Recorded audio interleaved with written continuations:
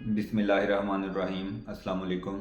Nebuliser एक बहुत ही कारआमद machine है और ये हर घर में मौजूद होनी चाहिए। अगर नेबुलाइज़र का इस्तेमाल बर वक्त स्टार्ट कर दिया जाए तो चेस्ट की बहुत सारी बीमारियां ऐसी हैं जिनमें हम मेडिसिन के इस्तेमाल को कम कर सकते हैं। लेकिन नेबुलाइज़र की किट अगर साफ़ ना हो तो ये बहुत सारी बीमारियां फैलाने का सबब भी बन सकती है।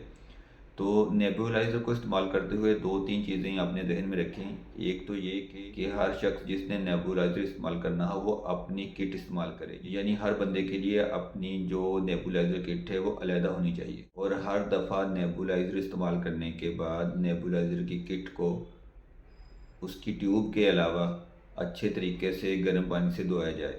और हर 2 या 3 दिन के इस्तेमाल के बाद नेबुलाइज़र किट को अच्छी तरीके से वाश किया जाए। इसको हम दो तरीके से वाश कर सकते हैं। एक तो ये है कि पानी में थोड़ा सा सर्फ या डिटर्जेंट डाल के उससे अच्छी तरीके से इसकी ट्यूब के अलावा बाकी हिस्सों को धो लिया जाए। या फिर 3 कप पानी के और 1 कप जो वाइट सिरका होता है उसको मिक्स करके उसको नेबुलाइज़र किट के तमाम पार्ट्स को ट्यूब के अलावा उसमें थोड़ी देर के लिए भिगो दिया जाए और बाद में उसको निकाल के खुश्क कर लिया जाए।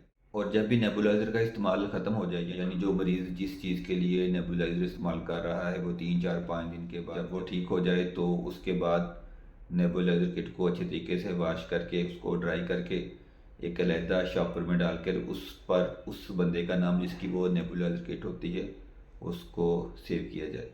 बाकी आज के लिए इतना ही। अपना और अपने प्यारों का बहुत सा ख्याल रखें। अल्लाह ताला हमारा हामी नासिर हो। अल्लाह हाफिज़।